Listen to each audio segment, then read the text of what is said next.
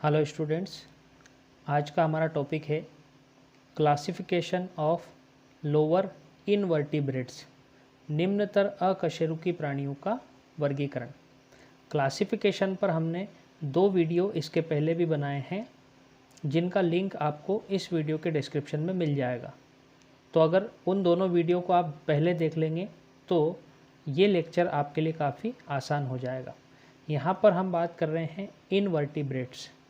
तो animal kingdom में जो हमारा लास्ट फाइलम होता है कॉर्डेटा, कॉर्डेटा के अंदर एक सब फाइलम होता है वर्टिब्रेटा, जिनके अंदर वर्टिब्रल कॉलम या जिसको हम कशेरुक दंड या कॉमन लैंग्वेज में हम रीढ़ की हड्डी कहते हैं, तो जिनमें रीढ़ की हड्डी या वर्टिब्रल कॉलम प्रेजेंट होता है उनका सब फाइलम है वर्टिब्रेटा।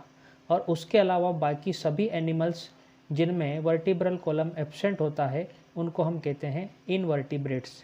यानी कि प्रोटोजोआ टू हेमिकॉर्डेटा सभी फाइलम हमारे इनवर्टिब्रेट्स में आते हैं।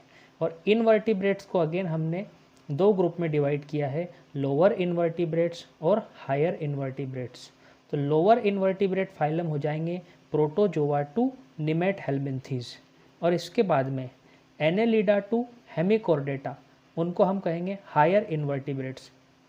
आज के वीडियो में हम कवर कर रहे हैं लोअर इनवर्टिब्रेट फाइलम।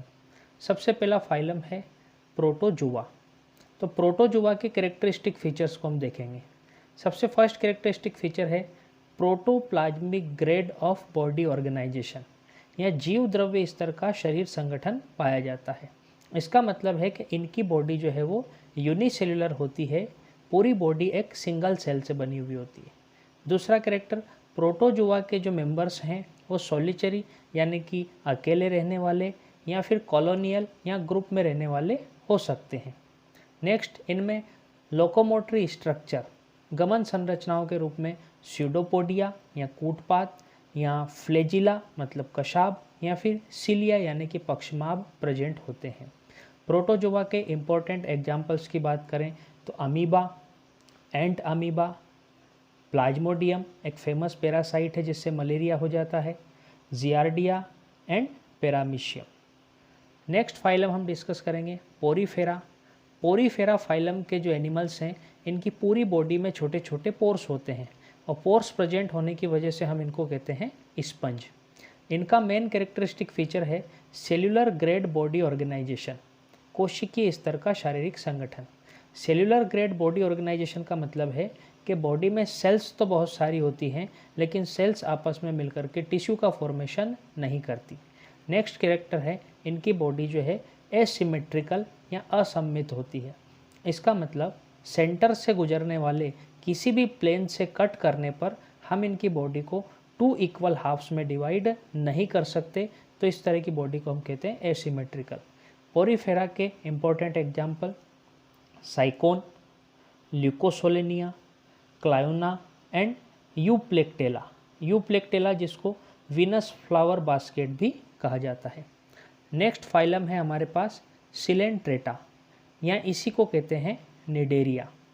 इनमें हमको टिश्यू ग्रेड बॉडी ऑर्गेनाइजेशन, ऊतक स्तर का शारीरिक संगठन मिलता है। इसका मतलब यहाँ पर सेल्स आपस में मिलकर टिश्यू का फॉर्मेशन कर लेती है।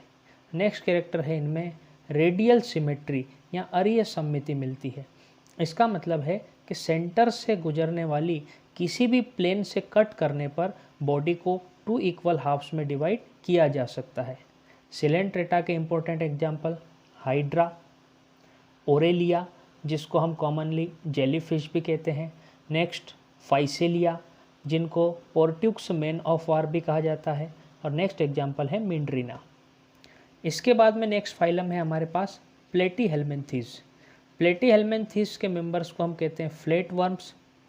इनमें हमको organ and organ system grade of body organisation, मतलब अंग एवं अंग तंत्र स्तर का शारीरिक संगठन मिलता है।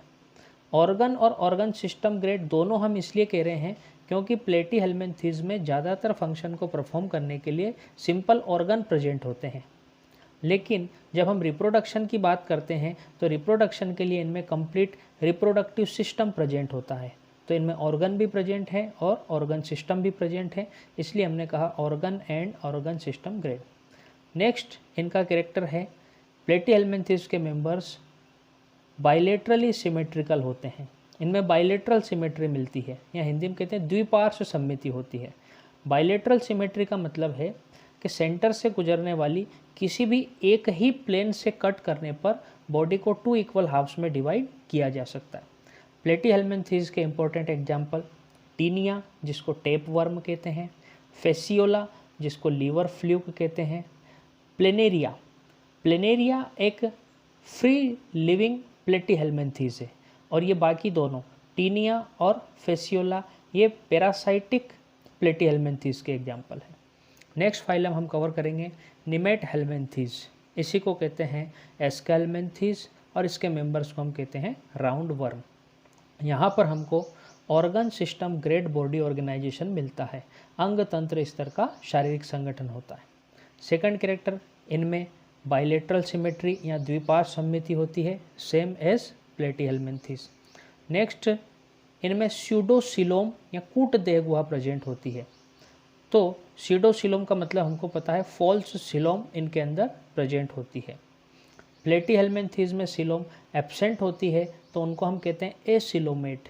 यहाँ पर स्यूडोसिलोम प्रेजेंट है तो इनको कहते हैं स्यूडोसिलोमेट। निमेटहेल्मिन्थेस के एग्जाम्पल हैं एस्केरिस, जिनको हम कॉमन राउंड वर्म कहते हैं, बुचेरेरिया, जिसको फाइलेरियल वर्म कहते हैं, इसकी वजह से फाइलेरियासिस हो जाता है, जिसको एलिफेंटियासिस या हिंदी में हाथी पांव रोग भी कहते हैं। नेक्स्ट एग्जाम्पल है लोआ लोआ, या जिसको हम आई वर्म कहते हैं, इसकी वजह से कंजक्टिवाइटिस हो जाता है, जिसको हिंदी में हम कहते हैं आंखें आना। यहाँ पर सिलेंट्रेटा के बाद में हम एक माइनर फाइलम ऐड कर सकते हैं, टीनोफोरा। टीनोफोरा के मेंबर्स को हम कहते हैं कॉम्ब जेलिस। बेसिक कैरेक्टरिस्टिक्स इनके सिलेंट्रेटा की ही तरह होते हैं, यानी कि इनमें भी टिश्यू ग्रेड का बॉडी ऑर्गेनाइजेशन मिलेगा और रेडियल सिमेट्री मिलेगी। टीनोफोरा के एग्जाम्पल हैं टीनोप्लाना एंड प्लूरोब्रेकिया।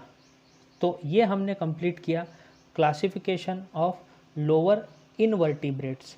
इसके नेक्स्ट वीडियो में हम देखेंगे क्लासिफिकेशन ऑफ हायर इनवर्टिब्रेट्स। तो आप चैनल को सब्सक्राइब कर लें और बेल आइकन को प्रेस करके नोटिफिकेशन को ऑन कर लें, जिससे कि नेक्स्ट वीडियो जब अपलोड हो तो आपको पता चल जाए।